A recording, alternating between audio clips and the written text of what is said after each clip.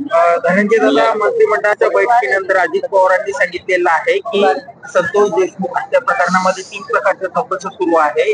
या चौकशीमध्ये जो कोणी दोषी आढळेल त्यावर आम्ही कारवाई करू. त्यामुळं सध्या आपण जर पाहिलं तर धनंजय मुंडे यांचा राजीनामा डायरेक्टली नाही पण इनडायरेक्टली घेण्यास त्यांनी नकार दिलेला आहे.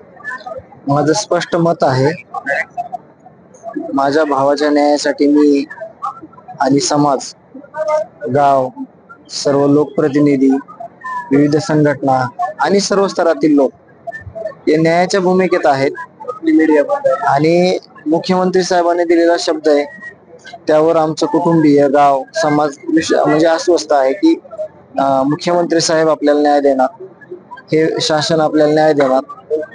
जरी यंत्रणा सगळ्या राबवलेल्या असल्या तरी त्यांना इनडायरेक्टली जर काही अडचणी आल्या तर त्याची जिम्मेदारी ही घेतली पाहिजे. या भूमिकेत मी आहे आणि मला न्याय पाहिजे. न्याय मागत असताना ज्या काही अडचणी आहेत त्या अडचणी दूर करण्याचं काम हे प्रशासनाचं आहे आणि माझी तशी मागणी आहे. धनंजय मुंडे जर मंत्रिपदावर कायम राहिले तर काही अडचणी येऊ शकतात का? आल्या तर त्याच्या सर्वस्वी जिम्मेदार हे प्रशासन असेल. मला सांगा, अंजली मुख्यमंत्री दोन्ही उपमुख्यमंत्री भेटले आणि अजितदादा असे देखील सांगितले की त्या येऊन दोघांनाही भेटला. मात्र दोघांचे एकच मत आहे की जोपर्यंत आरोप सिद्ध होत नाही तोपर्यंत एखाद्यावर बळजबरीने कारवाई करणं हे देखील योग्य नाही. याच्यातले जे आरोपी आहेत ते सुद्धा आम्ही म्हणजे जे खुनातले आरोपी आहेत ते देखील असंच म्हणत होते की आमच्यावर काही गुन्हा नाही, आम्ही काही केलेलं नाही, पण आज ते सगळ्या गुन्ह्यामध्ये आहेत.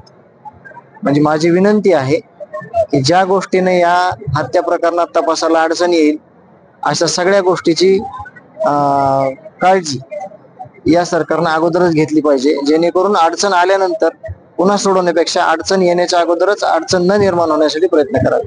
अशा जर अडचणी येत राहिल्या तर तुम्हाला वाटतं का संतोष देशमुख प्रकरणामध्ये न्याय मिळेल?